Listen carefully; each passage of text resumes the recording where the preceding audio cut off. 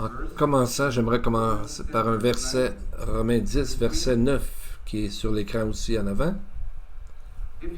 Si tu confesses de ta bouche le Seigneur Jésus, et si tu crois dans ton cœur que Dieu l'a ressuscité des morts, tu seras sauvé. C'est un verset qui donne une introduction à notre message, afin de compter nos bienfaits. Le message s'appelle « Crois et compte tes bienfaits ». 33 choses s'accomplissent pour toute personne qui croit et au moment même de son salut. Il est sage de faire la distinction entre la position spirituelle du croyant et sa pratique personnelle. La position renvoie à ces 33 éléments qui correspondent à la manière dont Dieu voit le croyant, non pas tel qu'il est réellement en lui-même, ce croyant, cette croyante, mais tel qu'il est dans le Messie Jésus-Christ. Quant à la pratique, le croyant doit s'efforcer de l'accorder dans ses actions, en pratique avec sa position spirituelle. Examinons maintenant chacun de ces 33 points. Le premier point, la rédemption. Le croyant est racheté. La rédemption est la première des vérités de position concernant le croyant. Les Écritures intègrent la rédemption à la vérité quant à la position. Par exemple, Romains 3,24 nous dit « Étant justifié gratuitement par sa grâce, par le moyen de la rédemption qui est en Jésus-Christ, le prix de la rédemption a été le sang de Christ. » Dans le domaine spirituel, cela veut dire acheter ce mot-là, donc payer le prix exigé par Dieu à cause du péché, afin que l'on puisse être racheté, puis libéré pour servir vraiment le Seigneur. C'est mieux d'avoir le sang de Jésus sur nous que notre sang à nous sur lui. Car si notre sang était sur lui, cela voudrait dire que nous l'avons rejeté et donc que nous sommes jugés. Alors que si son sang est sur nous, cela signifie que le Messie a été jugé à notre place et donc nous a accordé le salut par la foi. Son sang est notre protection absolue. La réconciliation. La réconciliation signifie que la position de l'humanité, qui était dans un état de séparation vis-à-vis de Dieu, a été transformée par la mort du Christ, de sorte que tous les hommes peuvent être désormais sauvés par la foi. La réconciliation a rendu tous les hommes susceptibles d'être sauvés par une foi personnelle. Romains 5,10. Car si, lorsque nous étions ennemis, nous avons été réconciliés avec Dieu par la mort de son Fils, à plus forte raison, étant réconciliés, serons-nous sauvés par sa vie. D'un point de vue biblique, la réconciliation ne désigne pas deux parties en tort ou en problème qui se réconcilient l'une avec l'autre. Il s'agit plutôt de l'humanité qui, après la chute, est fautive avec une nature pécheresse et qui est réconciliée avec un Dieu offensé par le péché. Numéro 3, la propitiation. Ce mot propitiation veut dire que la colère de Dieu est apaisée parce que la mort du Christ a accompli. 1 Jean 4,10 nous dit « Et cet amour consiste non pas dans le fait que nous avons aimé Dieu, mais dans le fait qu'il nous a aimés et a envoyé son Fils comme propitiation pour nos péchés. » La colère de Dieu est généralement décrite dans la Bible comme étant une réponse mesurée, lente et restauratrice face à l'injustice. Dieu détourne volontiers sa colère du croyant en cas de repentance parce que son Fils a déjà payé le prix. Numéro 4. Le pardon. Le pardon signifie que tous les péchés du croyant, passés, présents et futurs, ont été totalement pardonnés. Cela implique qu'aucun péché commis par le croyant ne peut lui faire perdre son salut. Le Messie, en pardonnant il y a longtemps, lorsqu'il est mort pour le croyant. L'application de cette vérité, on peut le trouver dans le texte de Éphésiens 4, verset 32. Soyez bons les uns envers les autres, compatissants, vous pardonnant réciproquement, tout comme Dieu vous a pardonné en Christ. Donc, c'est le passé, le temps ici du verbe est dans le passé. Il faut se rappeler que le pardon du Messie n'est pas progressif, il est total. Numéro 5, la justification. La définition de la justification est d'être déclaré juste. Cela signifie que la foi entraîne une imputation de la justice qui est celle du Messie et non la nôtre. Ésaïe 53, 11. En parlant du Messie, il verra le fruit du travail de son âme et sera satisfait. Par sa connaissance, mon serviteur juste justifiera beaucoup de personnes, car il se chargera de leurs iniquités.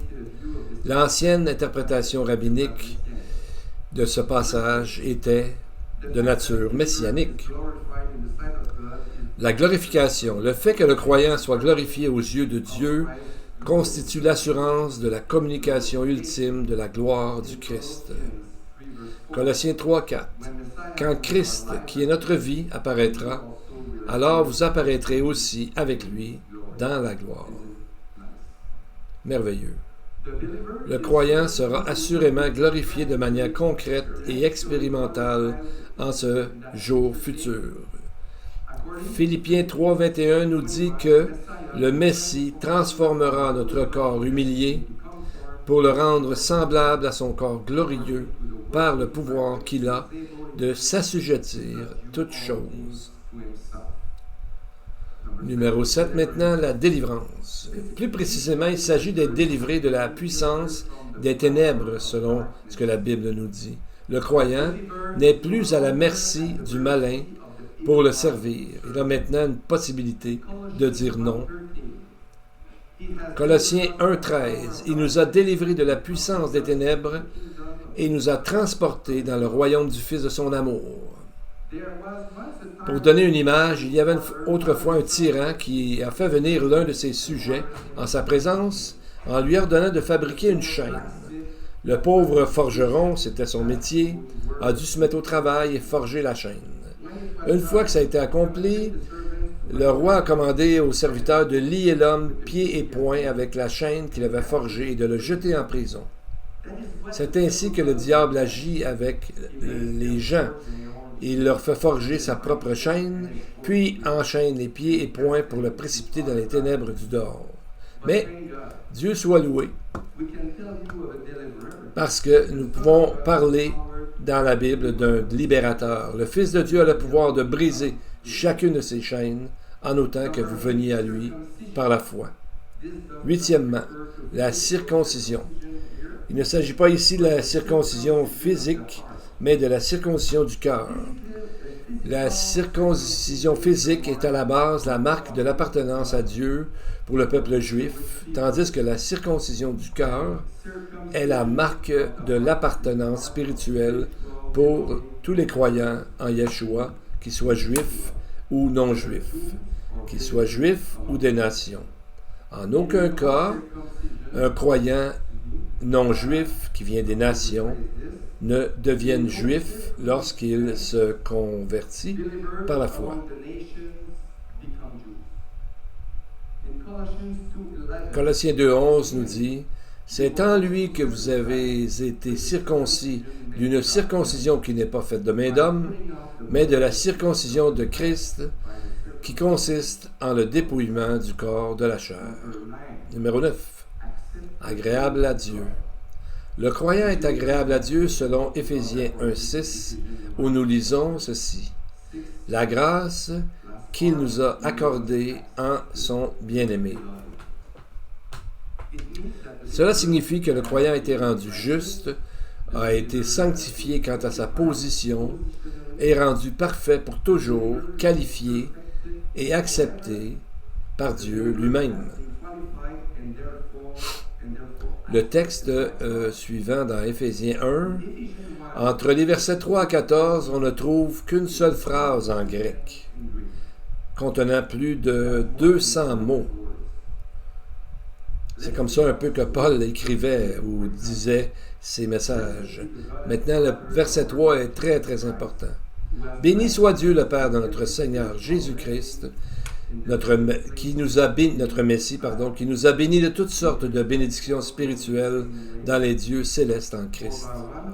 Hébreux 10,14 dit à peu près la même chose, car par une seule offrande, il a rendu parfait pour toujours ceux qui sont sanctifiés. Le mot-clé ici est « pour toujours ». Numéro 10, les prémices du Saint-Esprit. Les croyants sont les prémices du Saint-Esprit, nous dit la Bible. Et voici les différents aspects. Le croyant a été régénéré, ce qui signifie qu'il est né de nouveau, baptisé de l'Esprit Saint, qui habite maintenant son cœur, faisant ainsi de son corps le temple de Dieu. Le croyant est rempli de l'Esprit Saint et scellé par lui jusqu'à sa mort. Le fait d'être scellé par le Saint-Esprit donne aux croyants l'assurance de sa sécurité personnelle éternelle. Tite 3,4 nous dit « Mais lorsque la bonté de Dieu, notre Sauveur, et son amour pour les hommes a été manifesté, il nous a sauvés, non à cause des œuvres de justice que nous aurions faites, mais selon sa miséricorde, par le baptême de la régénération et le renouvellement de l'Esprit Saint. » Numéro 11. Dans le plan éternel de Dieu, nous sommes. Le croyant s'inscrit dans le plan éternel de Dieu et en fait partie intégrante. En voici les différents aspects. Le croyant est connu d'avance par Dieu, prédestiné par Dieu. Les croyants sont les élus de Dieu. Le croyant est choisi. La Bible nous dit aussi que les croyants ont été appelés. Romains 8, 29. Car ceux qu'il a connus d'avance, il les a aussi prédestinés à être semblables à l'image de son Fils, afin que son Fils fût le premier-né entre plusieurs frères. N'oublions jamais que le Messie est l'élu par excellence et que le terme premier-né ne veut pas dire qu'il est né, mais il signifie qu'il occupe la première place en termes d'importance. Il est le premier en tout. Numéro 12. Sur le roc, Jésus-Christ, le Messie. Messiah. Le croyant dispose d'un fondement sûr pour s'appuyer. Il peut bâtir sa vie sur un fondement de roc solide et non sur du sable, comme la Bible nous dit. Éphésiens 2,20. Vous avez été édifiés sur le fondement des apôtres et des prophètes, Jésus-Christ lui-même étant la pierre angulaire. Le roc n'est pas l'apôtre Pierre, mais plutôt sa confession de foi lorsqu'il a dit « Tu es le Messie, le Fils du Dieu vivant ». Le roc, c'est la véracité de cette affirmation. L'Église est bâtie sur cette vérité inébranlable selon laquelle Jésus est l'élu de Dieu et le Fils éternel de Dieu. Les croyants ont été approchés de Dieu. Jacques 4,8. Approchez-vous de Dieu et il s'approchera de vous. Nettoyez vos mains, pécheurs, purifiez vos cœurs, hommes au cœur partagé ou irrésolu. Puisque le croyant a été rendu proche quant à sa position en Christ, il doit s'approcher de Dieu dans sa vie quotidienne. Ainsi, ses péchés de chaque jour seront purifiés.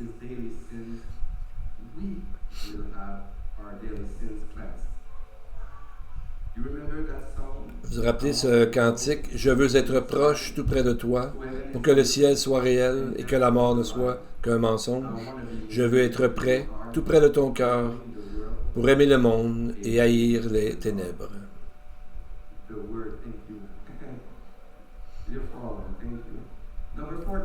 Merci de suivre. Numéro 14, les membres d'un sacerdoce saint et royal. Le fait que les croyants soient membres d'un sacerdoce saint et royal comporte plusieurs implications. Paul exhorte le croyant à offrir son corps comme un sacrifice vivant. Or, offrir un sacrifice vivant est, par définition, un acte sacerdotal. Donc, un acte que les sacrificateurs faisaient. Par exemple, dans Philippiens 4,18, Paul qualifie l'envoi d'un soutien financier comme étant un acte sacerdotal. Le croyant peut exercer sa fonction de sacrificateur en offrant à Dieu un sacrifice de louange aussi. Les croyants sont appelés à louer Dieu continuellement. De plus, Ils doivent communiquer la vérité et faire du bien aux autres autour d'eux. De tels sacrifices sont bien agréables à Dieu. L'un des aspects pratiques d'être un croyant sacrificateur est d'être disposé à donner sa vie pour la foi. Vous savez, donner sa vie, ça commence par des petits sacrifices, des détails auxquels nous acceptons de renoncer pour le bien des autres. Offrir, par exemple, un repas gratuit à une personne dans le besoin est une forme de sacrifice qui plaît à Dieu. Numéro 15 maintenant, transporter dans le royaume de Dieu, ou dans le royaume du Fils de son amour, comme on a lu. Le croyant ne fait plus partie du royaume des ténèbres, mais du royaume de Dieu. Les puissances des ténèbres n'ont plus aucune autorité légale sur lui. Colossiens 1,13. Dieu nous a délivrés de la puissance des ténèbres pour nous transporter dans le royaume du Fils de son amour. Voilà le texte qu'on disait tantôt. Ce transfert dans le royaume de Dieu constitue le fondement d'une marche ordonnée permettant aux croyants de vivre en cohérence avec le mode de vie prescrit dans la Bible.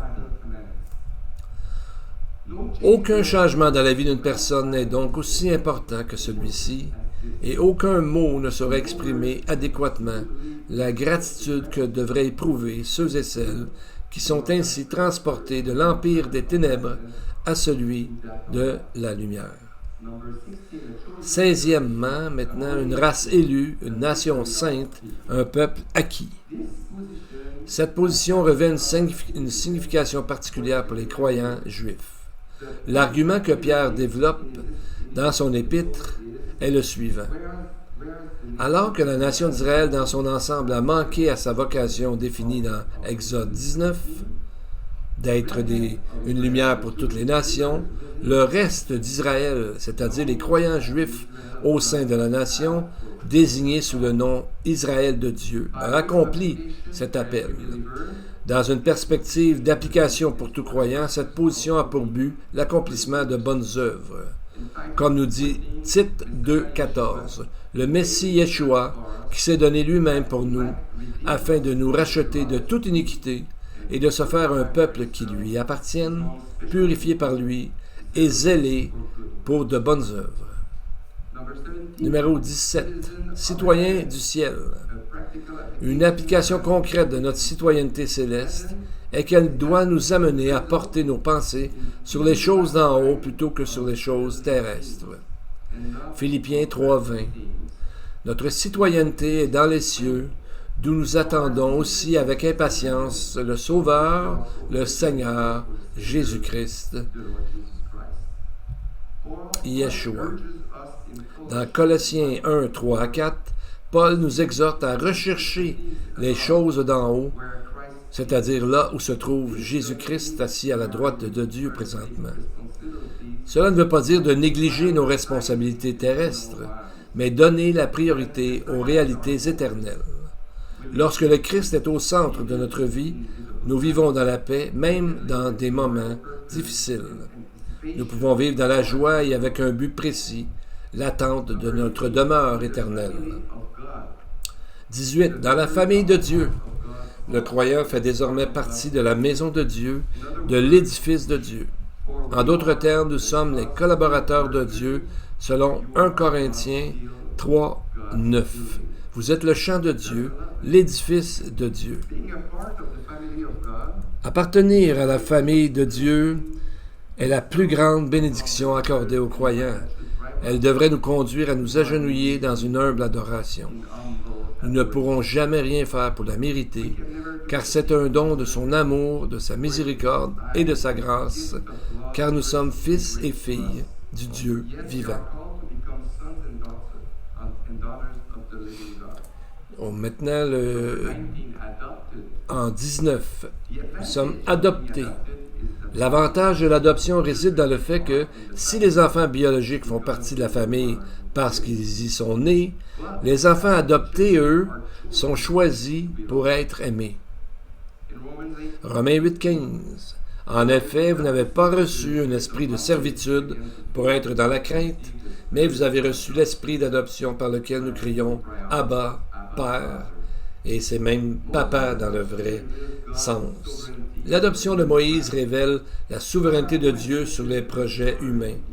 Pharaon voulait exterminer les bébés garçons hébreux, mais Dieu a utilisé sa mère et ensuite la fille de Pharaon pour préserver celui qui allait devenir un libérateur. 20. Les enfants de Dieu. Ceci découle de la position précédente. Parce qu'il a été adopté, le croyant est désormais un enfant de Dieu. 1 Jean 3:1. Voyez quel amour le Père nous a témoigné pour que nous soyons appelés enfants de Dieu. C'est pourquoi le monde ne nous connaît pas, parce qu'il ne l'a pas connu. Les croyants qui étaient autrefois morts dans leurs offenses et leurs péchés ont été vivifiés par Dieu. C'est Dieu qui donne la vie. Il est le Dieu vivant. Les croyants, croyantes ne sont plus spirituellement morts, mais vivifiés pour devenir des enfants de Dieu. Ils sont désormais fils et filles de Dieu. Ils sont des imitateurs de Dieu. Un texte biblique nous dit que nous sommes une nouvelle création. Et justement, Éphésiens 2:10, le mot grec qui dit que nous sommes son ouvrage est le mot grec poéima, qui veut dire poème. Donc, en fait, les croyants sont les poèmes de Dieu. À nous d'être clairs dans notre déclaration. Membres de la communion des saints. L'application pratique de cette position en fait le fondement de l'unité entre les croyants. Les croyants peuvent être unis parce qu'ils font tous partie de la communauté des saints. Jean 17:11 où Jésus dit cette chose merveilleuse. Je ne suis plus dans le monde, mais ils sont dans le monde. Et je vais à toi. Père Saint, garde en ton nom ceux que tu m'as donnés, afin qu'ils soient un comme nous. L'idée le mot est souvent le mot Echad, qui veut dire unité. Rappelez-vous le chant Unis-nous, Seigneur, unis-nous, Seigneur, unis-nous par des liens indestructibles, unis-nous, Seigneur, unis-nous dans ton amour. 22. Lumière dans le Seigneur. Le croyant n'est pas seulement la lumière du monde, il est aussi la lumière dans le Seigneur, selon Éphésiens 5:8. Les croyants sont des enfants de lumière, et en tant que tels, ils doivent marcher dans la lumière. Là encore, la pratique du croyant doit se conformer à sa position. Sur le plan de la position, les croyants sont des enfants de lumière. Par conséquent, dans la pratique, dans leur vie quotidienne, ils devraient marcher dans cette lumière. En raison de cette position de lumière dans le Seigneur, les croyants ne traverseront pas la tribulation, car cette période est un temps de ténèbres. Apocalypse 3:10 nous dit, Jésus dit ceci, « Parce que tu as gardé ma parole de persévérance, je te garderai aussi de l'heure de l'épreuve qui viendra sur le monde entier pour éprouver ceux qui habitent sur la terre. » 23. Une association céleste. Cela signifie que le croyant est désormais associé au Messie dans la vie. Le Messie vit maintenant sa vie de concert avec le croyant, bien que ce dernier ait toujours la responsabilité de mener sa propre vie en harmonie avec le Messie. Galates 2:20 nous dit ceci. Paul dit, « J'ai été crucifié avec Christ, et si je vis, ce n'est plus moi qui vis, mais c'est Christ qui vit en moi. Si je vis maintenant dans la chair, je vis dans la foi au Fils de Dieu qui m'a aimé et qui s'est livré lui-même pour moi. » Une des facettes de ces associations célestes est que le croyant est associé au Messie dans le service et qu'il co-sert dans son service avec lui en tant que serviteur. Une autre facette est que le croyant partage les souffrances du Messie. Le Messie a souffert et le croyant connaîtra aussi la souffrance. Ne croyez pas les gens qui vous disent qu'il n'y arrivera jamais rien parce qu'on est croyant. La souffrance n'est pas nécessairement, par contre, le signe d'un manque de spiritualité. Au contraire, peut très bien être le signe d'une véritable spiritualité. Le croyant est aussi associé au Messie dans la prière. Le croyant prie et le Messie prie pour lui et avec lui. Merveilleux, n'est-ce pas? Le croyant est aussi associé dans les fiançailles. Le Messie est l'époux et les croyants constituent l'épouse. À mon avis, c'est la meilleure image pour illustrer une relation parfaite. Le croyant est associé au Messie dans l'attente de son retour.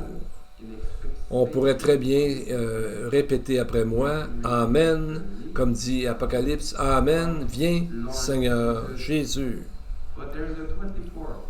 Maintenant, numéro 24, l'accomplissement, la plénitude. Le 24e changement est que le croyant est complet en Christ, selon Colossiens 2,10. Cela signifie que le croyant a été rendu parfait dans le sens de complet. Le croyant est complet en lui, bien qu'en pratique, il puisse manquer beaucoup dans sa vie. En raison de sa position, le croyant, sa position comme telle, le croyant est complet. Colossiens 2,10. Vous avez tout pleinement en lui, qui est le chef de toute principauté et de toute autorité. Et ce mot complet ou plénitude montre que nous possédons en Christ, le Messie, tout ce que il nous est nécessaire dans cette vie. Numéro 25, en possession de toute bénédiction spirituelle. Le croyant possède déjà toutes les bénédictions spirituelles. Il s'agit simplement de savoir comment et quand jouir de ces bénédictions spirituelles et quand les mettre en pratique. En obéissance, nous aurons beaucoup de bénédictions et sinon, nous en manquerons beaucoup. Éphésiens 1,3 Béni soit Dieu le Père de notre Seigneur Jésus-Christ, qui nous a bénis de toutes sortes de bénédictions spirituelles dans les lieux célestes, dans le Messie. Lorsque la tempête vient assombrir ton ciel bleu, au lieu de baisser la tête, compte les bienfaits de Dieu. C'est aussi un cantique, ça. Compte les bénédictions de Dieu, place-les sous tes yeux. Tu verras en adorant combien elles sont nombreuses. 26. Un don de Dieu, le Père, à Dieu, le Fils. La principale conséquence de cette position est l'assurance de la sécurité éternelle. Puisqu'il est un don de Dieu, le Père à Dieu le Fils, le croyant ne peut être arraché de la main ni du Père ni du Fils. Et un texte très clair, c'est Jean 6,39. La volonté de celui qui m'a envoyé, c'est que je ne perde rien de tout ce qu'il m'a donné, mais que je le ressuscite au dernier jour. Et en Jean 10,27, la même idée, et encore plus fort, mes brebis entendent ma voix, je les connais et elles me suivent. Je leur donne la vie éternelle et elles ne périront jamais, et personne ne les ravira de ma main. Mon Père, qui me les a donnés, est plus grand que tous, et personne ne peut les ravir de la main de mon Père. Et moi et le Père, nous sommes un. Echad, encore. Totale unité. Numéro 27. L'héritage du Messie. Le croyant a été légué au Messie. Il constitue donc son héritage. Selon Éphésiens 1,18, Yeshua a reçu le croyant en héritage. De ce fait, le croyant est la possession particulière, personnelle et exclusive du Messie, Yeshua.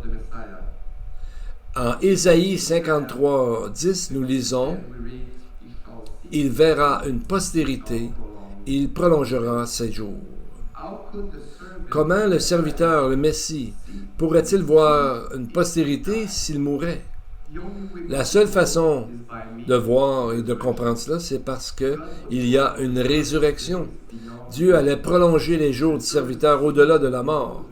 La postérité du serviteur serait constituée de ceux qui bénéficient de sa mort grâce à la nouvelle naissance spirituelle par la foi. 28. Héritier. C'est que les croyants ne sont pas seulement un héritage, mais aussi des co-héritiers avec le Messie. Cela signifie que les croyants recevront un jour leur héritage. Cet héritage comprend le corps de résurrection et une position dans le royaume messianique. Le croyant héritera des choses dans le royaume messianique. Colossiens 1,12 « Rendez grâce au Père qui vous a rendu capable d'avoir part à l'héritage des saints dans la lumière. » Numéro 29. Affranchi de la loi. Bien que cela concerne dans un certain sens tous les croyants, c'est particulièrement vrai pour les croyants juifs, tout simplement parce que les croyants non juifs, de leur part, n'ont jamais été soumis au départ à la loi de Moïse. Mais les Juifs l'étaient soumis à la loi mosaïque. C'est donc tout particulièrement les croyants juifs faisant partie du corps de Messie qui ont été affranchis de la loi. La servitude à l'égard de la loi peut être alors définie comme l'obligation d'obéir à la loi alors qu'on est incapable en soi de la respecter.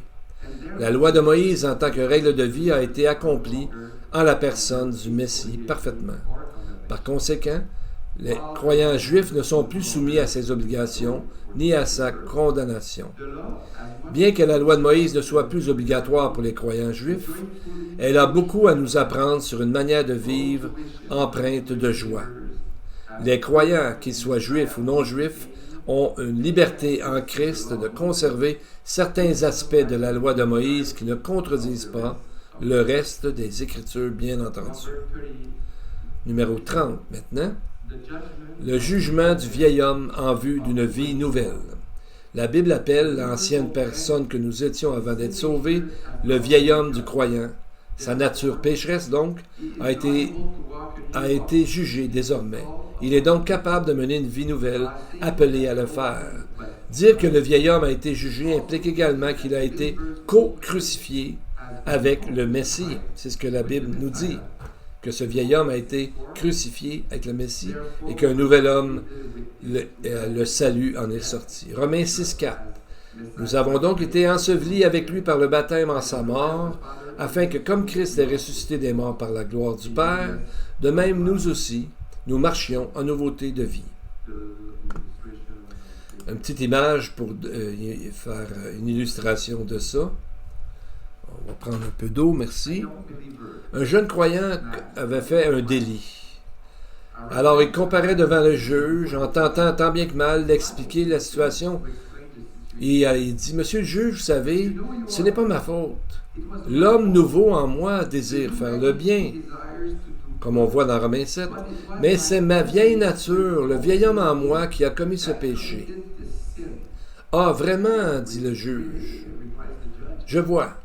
Puisque c'est votre vieil homme qui a commis ce délit-là, je le condamne à 30 jours de prison. »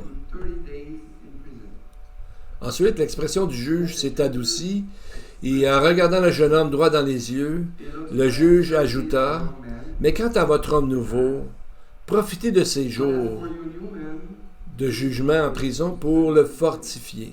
Réfléchissez au chemin parcouru, puis forgez-vous de la discipline qui est nécessaire pour surmonter votre passé. J'ai vraiment hâte de voir la personne honorable que vous choisirez de devenir. » 31. Unis au Père, au Fils et à l'Esprit Saint. Cela signifie que le croyant est en Dieu le Père et que le Père est aussi dans le croyant. Cela signifie que le croyant est dans le Fils et que le Fils est aussi dans le croyant. Cela signifie que le croyant est dans le Saint-Esprit et que le Saint-Esprit est dans le croyant. Donc, tout est un. En un sens réel, le Dieu trinitaire tout entier habite dans le croyant et le croyant habite dans le Dieu trinitaire. Le croyant est uni au Père, au Fils et au Saint-Esprit. 1 Jean 4,13 nous le dit. Nous connaissons que nous demeurons en lui et qu'il demeure en nous, en ce qu'il nous a donné de son esprit. 32. Accès à Dieu. Grâce à cette position, le croyant est encouragé à s'approcher avec assurance du trône de la grâce, afin de pouvoir s'approprier la grâce nécessaire pour traverser toute épreuve ou tribulation qu'il subit. L'un des buts de l'accès accordé aux croyants auprès de Dieu est de permettre à ce dernier, au croyant d'avoir l'assurance de son salut. Hébreux 4, 16. Approchons-nous donc avec assurance du trône de la grâce, afin d'obtenir miséricorde et de trouver grâce pour être secourus dans nos besoins. 33, le dernier, nous sommes sous la sollicitude accrue de Dieu. Le croyant est l'objet de l'amour divin de Dieu. Il est aussi l'objet de sa grâce, dans le salut, la préservation et le service. Le croyant est également l'objet de sa fidélité ainsi que de sa paix, sa consolation, son réconfort et de son intercession, entre autres. En conclusion, le combat spirituel se livre sur 3 fronts, la chair, le monde ainsi que le diable et ses forces démoniaques. Comme dans toute guerre, chacun de ces fronts exige une approche, un style de combat et des armes qui lui sont propres. S'agissant du front opposé à Satan et aux forces démoniaques, la meilleure défense consiste à comprendre la vérité quant à la position, c'est-à-dire la position du croyant en Yeshua le Messie et l'autorité qui en découle, et à exercer cette autorité qui fait que les croyants peuvent dire non au péché, aux tentations, alors que c'était impossible avant. Lorsque Satan commence à accuser et à attaquer le croyant, ce dernier peut se tenir ferme en s'appuyant sur la parole de Dieu. Le croyant ne fonde jamais sa position sur ses propres mérites. Il ne s'oppose jamais à Satan en se prévalant de sa propre justice, mais il se tient ferme en vertu de sa position dans Yeshua le Messie et du fait que la justice du Messie lui est imputée personnellement. La dernière phrase à se rappeler, c'est « La seule façon de compter nos bénédictions est de premièrement compter sur Jésus qui est la voie. » Merci beaucoup.